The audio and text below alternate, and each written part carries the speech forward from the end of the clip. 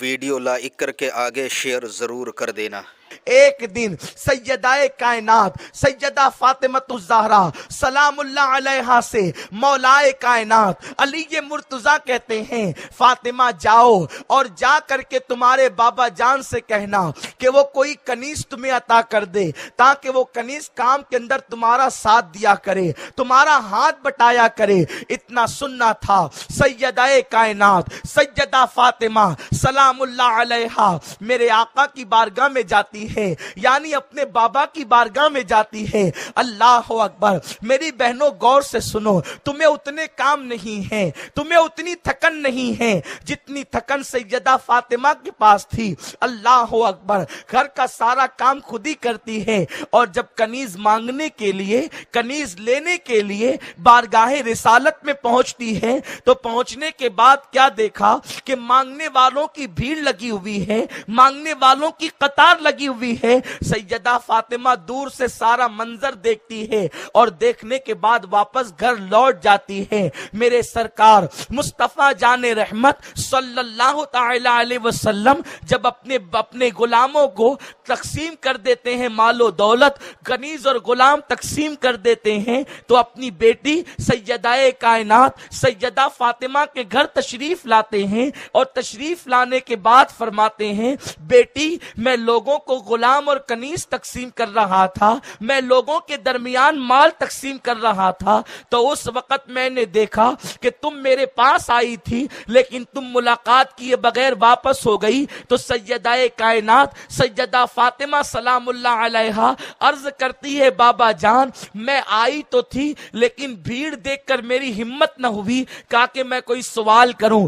آقا نے فرمایا بیٹی کیوں آئی تھی؟ میرے سرکار سے عرض کرتی ہے سیدہ بابا جان میرے گھر میں کوئی غلام اور کنیز میرا ساتھ دینے والا نہیں ہے، اس لیے علی نے مجھ سے کہا تھا کہ بہت سارے غلام اور کنیز آئے ہوئے ہیں، تمہارے بابا سب کو تقسیم کر رہے ہیں، تم جا کر کے کچھ کنیز اور غلام مانگ کر کے لاؤ، اسی لیے میں آئی تھی، لیکن لوگوں کی بھیڑ دیکھ کر میری ہمت نہیں ہوئی۔ تو میرے سرکار نے فرمایا بیٹی فاطمہ ابھی تو احد اور بدر کے یتیموں کا حق باقی ہے، میں تمہیں کیسے یہ غلام دے سکتا ہوں، میں تمہیں کنیزیں کیسے دے سکتا ہوں، لیکن بیٹی سنو میں غلام اور کنیز سے بہترین چیز تمہیں دیتا ہوں۔ جب تم بستر پہ جایا کرو تو 33 مرتبہ سبحان اللہ پڑھ لیا کرو، 33 مرتبہ الحمدللہ پڑھ لیا کرو، اور 34 مرتبہ اللہ اکبر پڑھ لیا کرو۔ جب تم یہ پڑھ لو گی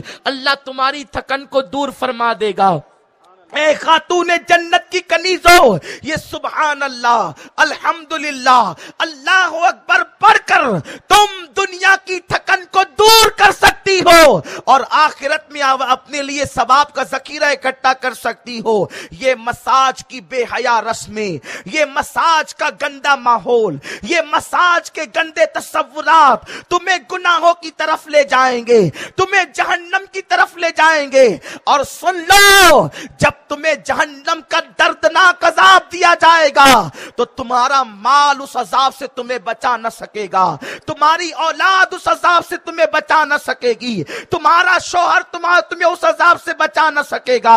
جس کو اللہ عذاب دے دنیا کی کوئی طاقت اسے اللہ کے عذاب سے بچا نہیں سکتی۔ اور سنو اپنی جوانی پر ناز نہ کرنا، اپنی دولت پہ غرور کر کے اللہ کو ناراض نہ کرنا، اپنی دولت کی بنیاد پر، اپنی جوانی کی بنیاد پر، مالدار شوہر کی بنیاد پر خدا کو ناراض نہ کرنا، ورنہ یاد رکھیں جو اللہ دولت دینے پر طاقت رکھتا ہے وہ خدا دولت چھیننے پر بھی طاقت رکھتا ہے، جو خدا جوانی کی قوت دینے پر طاقت رکھتا ہے وہ خدا جوانی کی قدرت چھیننے پر بھی طاقت رکھتا ہے۔